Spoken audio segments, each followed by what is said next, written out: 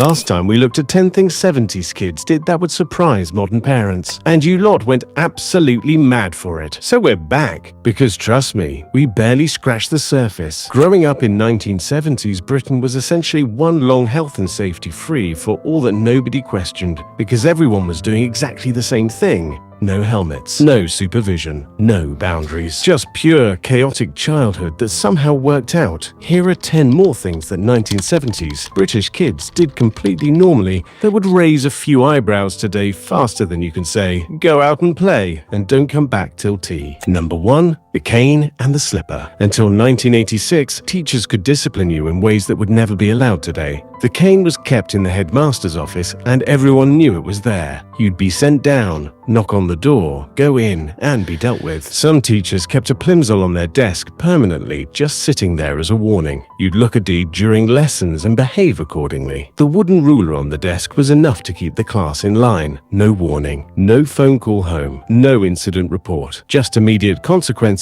and a lesson learned. Today, a teacher even raising their voice would be questioned. Back then, it was simply how discipline worked, and it was enough to keep everyone in line. Number 2. Buying cigarettes for your dad. You'd be 9, maybe 10. Your dad would finish his last cigarette, hand you some coins, maybe a note if he was feeling generous, and send you to the corner shop, 20 Benson and Hedges. Sometimes with a handwritten note, please serve my son. Sometimes without, because nobody asked. You'd walk in, put the coins on the counter, name the brand, and the shopkeeper would reach up and hand them over. No questions, no ID check, no suspicion. You'd walk home with a packet in your pocket, like it was the most normal errand in the world. Because it was. Today, that shopkeeper would be in serious trouble. Your parents would be questioned. It would be a big deal. In the 70s, it was just Tuesday afternoon. Number 3. Swimming in rivers and canals alone. Hot summer day. No Lido nearby. No paddling pool. Solution: find the nearest river, reservoir, or canal and jump in. No lifeguard. No safety assessment. No real idea what was in the water. You'd strip off, jump in, swim about, get out, and do it again. The canals were particularly murky. Brown water you couldn't see through. Old bikes and shopping trolleys somewhere underneath. All sorts floating about. Nobody really warned you. Or if they did, you ignored them. You'd spend entire afternoons in these places and walk home wet and happy. Today, those same spots have warning signs, fences, and notices about water quality. Back then, the only warning was your mum saying don't get your clothes wet, which you ignored. Number 4. Hitchhiking. As teenagers, 14, 15 years old, wanted to get somewhere. No bus that went the right way. No money for a taxi. Simple solution. Stand at the side of the road, stick your thumb out, get in a stranger's car. This was completely normal. Adults did it. Teenagers did it. Your parents probably knew and didn't particularly worry. You'd hop in with complete strangers, chat about where you were going, get dropped off, say thanks, and walk away. Hitchhiking was just free public transport with conversation. Everyone did it. The roads were full of thumbs. Today, the idea of a 14-year-old getting into a stranger's car voluntarily sends chills down your spine. Stranger danger awareness changed everything. But in the 70s, hitchhiking was just how you got places when the bus didn't go that way. Number 5. British Bulldog. The playground game that was essentially organized chaos with rules so loose they barely counted as rules. You'd line up on one side of the playground, one kid in the middle. Your job was to run to the other side without being caught. The catcher's job was to grab you, hold you, and shout British Bulldog. Then you joined them in the middle. Everyone piling in, wrestling, dragging, pinning kids down. It was rough, absolutely rough. Twisted ankles were common.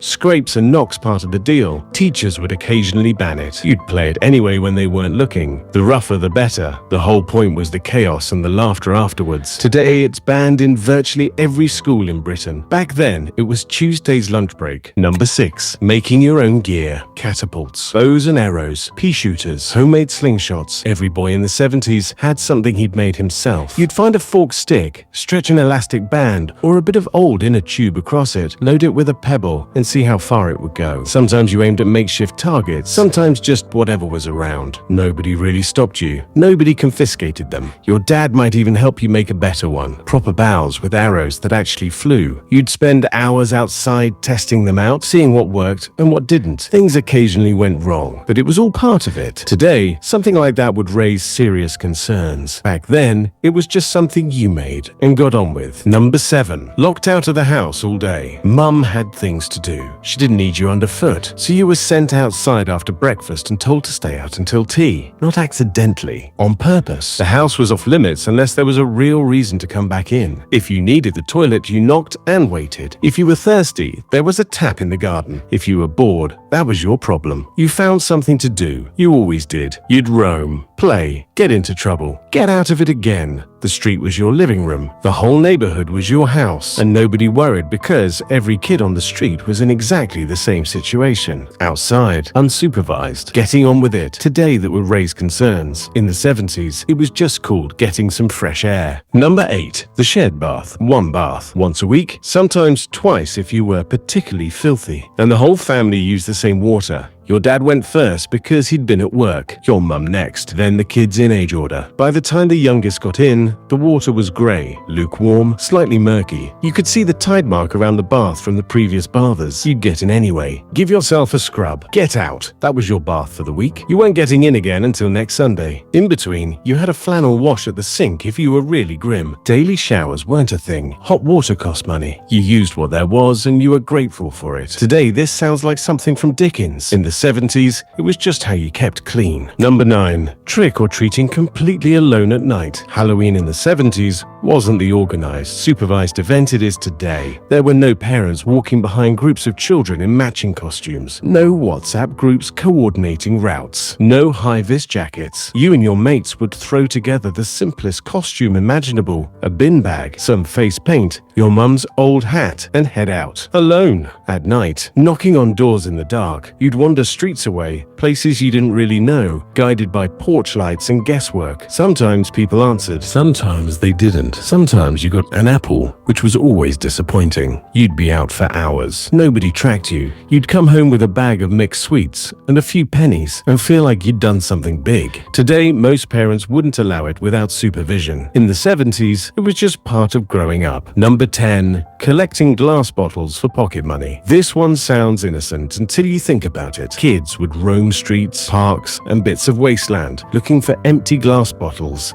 Lemonade bottles, beer bottles, milk bottles, because you could take them back to the corner shop and get a penny or two each. The deposit return system. Brilliant idea. In practice, it meant children searching through hedges, checking bins, looking anywhere bottles might be. You'd collect them in a cardboard box or a bag and drag them to the shop. The shopkeeper would check them, count them, pay you, and you'd spend it on sweets immediately. It was enterprise, initiative. Also, a bit rough around the edges because broken glass was everywhere and you handled it with bare hands. Today, people would be far more cautious.